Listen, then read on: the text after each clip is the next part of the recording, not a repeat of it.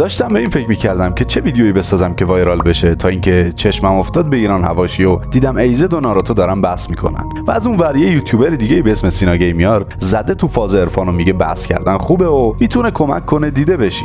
واقعیت هرچی گشتم کسی رو پیدا نکردم که باهاش بحث کنم و به این فکر کردم اصلا چرا ما بحث میکنیم. برای جواب این سوال ما به 2 تا دوست احتیاج داریم که برگردن به 200,000 سال قبل، جایی که نه قانونی هستش و نه دادگاهی. این 2 تا دوست وقتی گرسنه‌شون میشه با هم میرن شکار و همزمان یه نیزه سنگی سمت یاهو پرتاب میکنن و آهو رو شکار میکنن و سر اینکه کی آهو رو شکار کرده دعواشون میشه. بعد از کلکل زیاد خسته میشن و آخرش هر کی سهم خودش رو برمی‌داره و یه گوشه غذاشو میخوره که یه خانم خوشگل میاد طرفشون و توجهش به اونی که بیشتر داد زده جلب میشه. اینجا آدمیزاد میفهمه که کلکل جدا از اینکه غذا به دست میاری، توجه بقیه هم جلب میکنه. یعنی آدما تو تاریخ سر 3 تا کلمه با هم جنگیدن: معدهشون، معشوقشون و مکانشون. تو تاریخ بودن بعضی از قبایل به خاطر اینکه پسراشون با هم نجنگن، یه دختر رو برای همه پسراشون خواستگاری کردن که همه توی صلح و آرامش زندگی کنن. برای دیدن ویدیوهای بلند چنلمو ساب کن.